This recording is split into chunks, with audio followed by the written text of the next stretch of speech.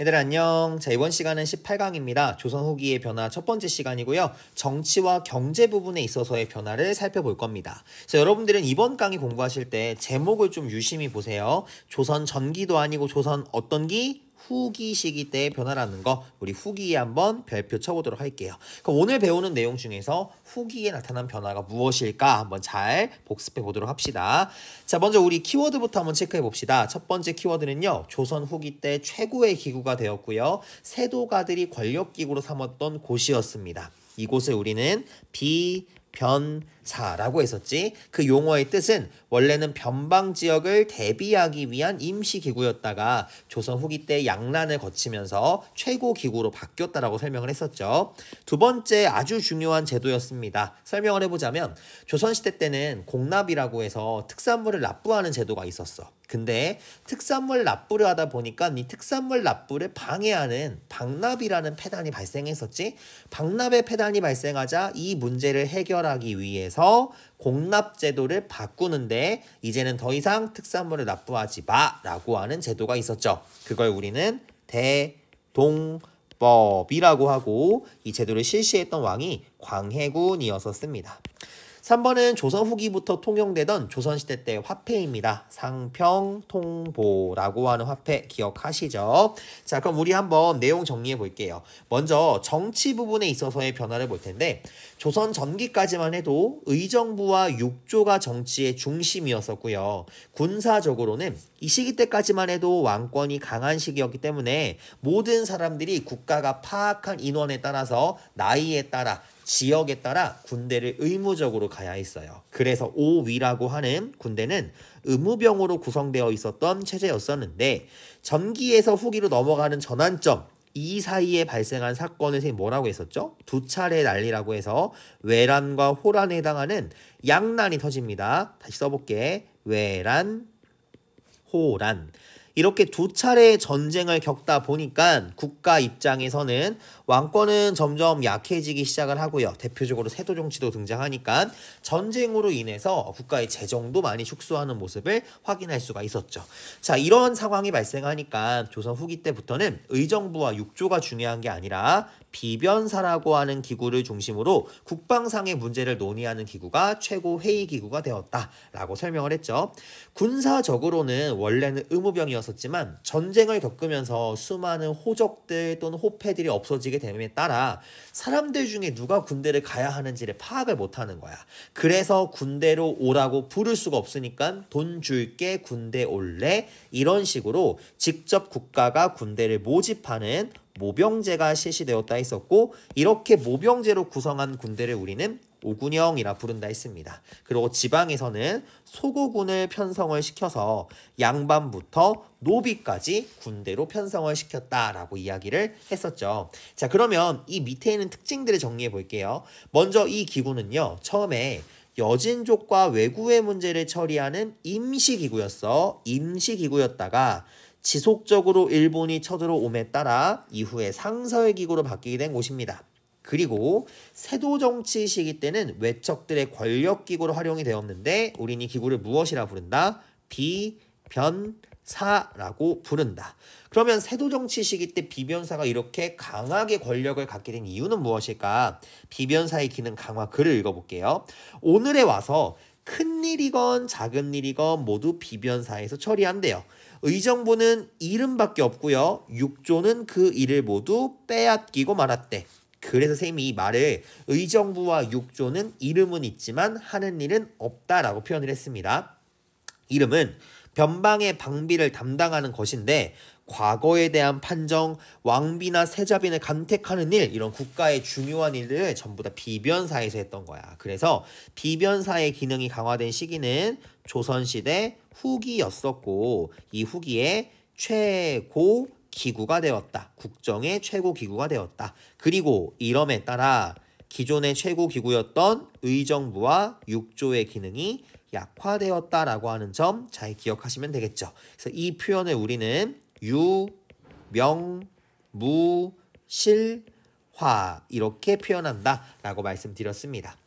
자, 한편 조선 후기 때 의무병제가 폐지되고 모병제가 실시됨에 따라 오군형제가 마련됐었는데 그중에 오군형 중에 첫 번째로 등장했던 게 있었어요. 이게 뭐였었냐면 훈련도감이에요. 훈련도감.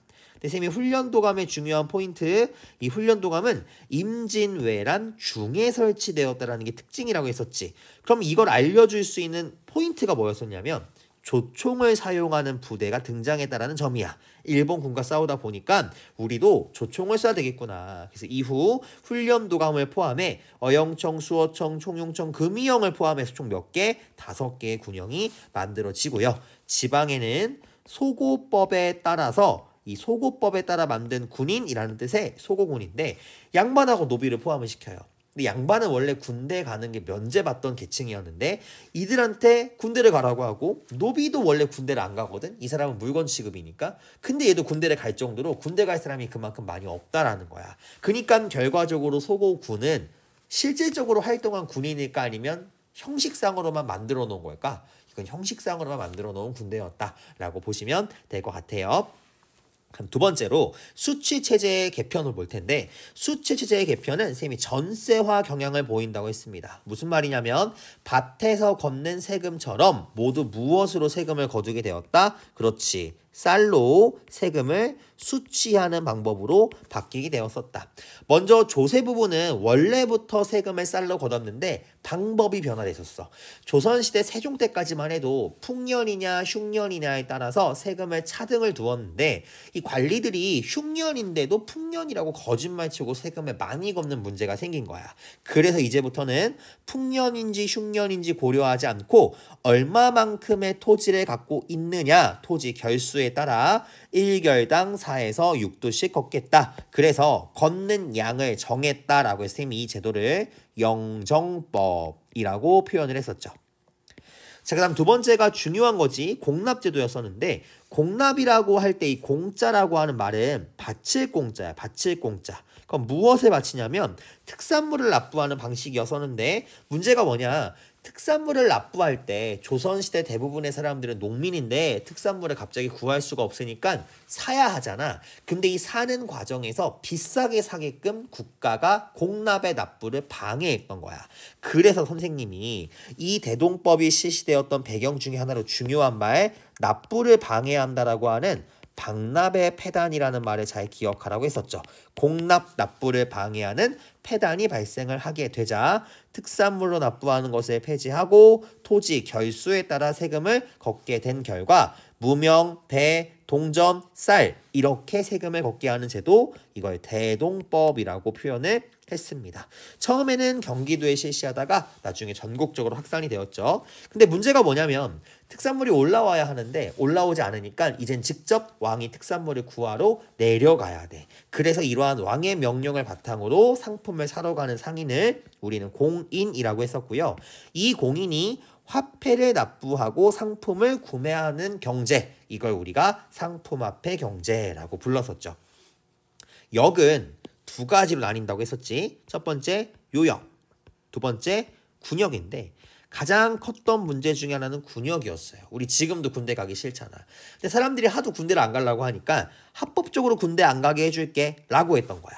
그래서 처음에는 군포를 2-3필 정도 내면 안 가게 해줬는데 이게 너무 비싸다는 거야. 그래서 군포 부담을 축소시켜서 한 필로 줄여줬어요. 이걸 우리는 균역법이라고 표현을 하는데 문제는 2-3필씩 껐다가 하나로 줄여버리면 당연히 걷는 양이 줄어드니까 국가의 재정도 줄어들겠지. 그래서 이거를 보충하기 위해 첫 번째로 결작이라고 하는 제도를 운영을 했었고요.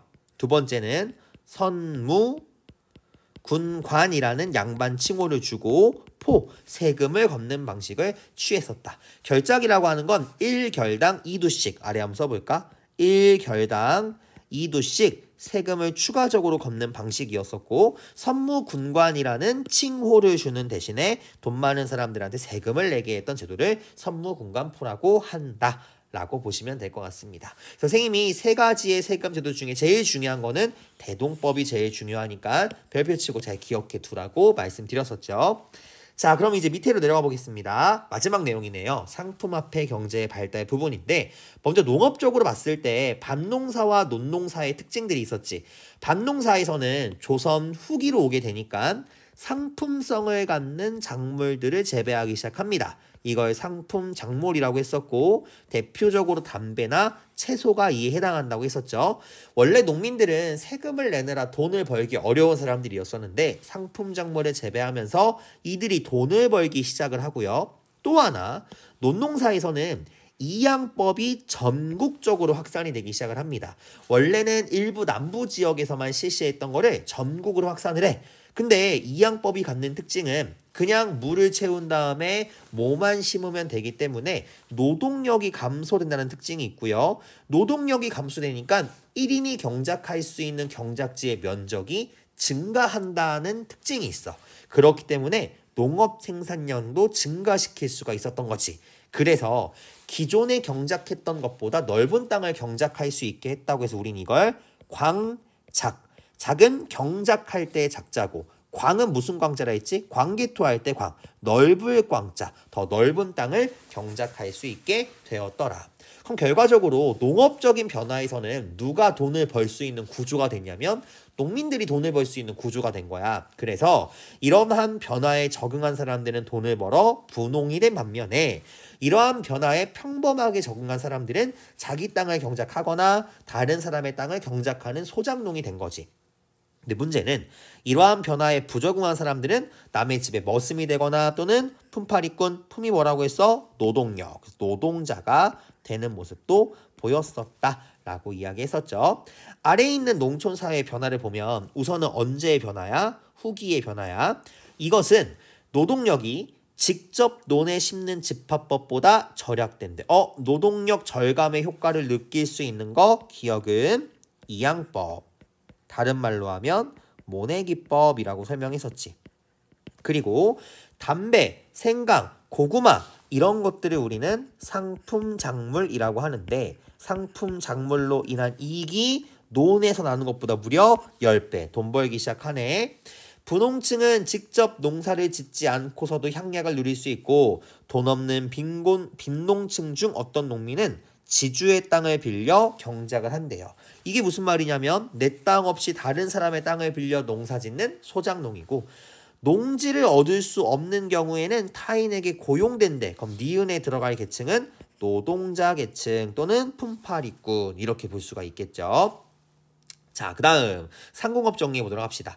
선생님이 조선시대의 농업정책, 조선 안 써도 돼. 전기 때의 농업정책은 세금을 걷는 건 농업을 통해서 가능한 거니까 농업을 중시 여기고 세금과는 관련이 없는 상업은 억제시키는 중농 억상 정책이라고 했었지.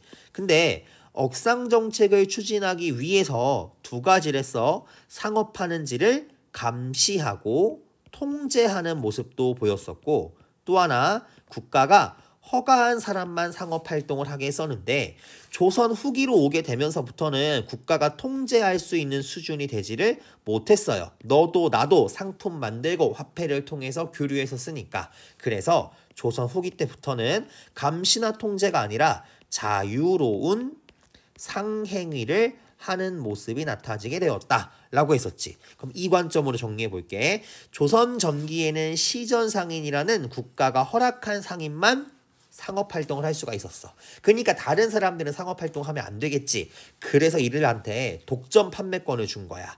난전이라고 하는 허락받지 않은 시전이 등장하는 걸 금지시킬 수 있는 권리라고 해서 이걸 금난정권이라 했었는데 조선 후기의 국왕이었던 정조 시기 때 이 제도를 폐지시켰다고 했었죠. 그리고 조선 후기 때부터는 자유로운 상행위가 이루어져야 되니까 상인들의 수도 증가합니다.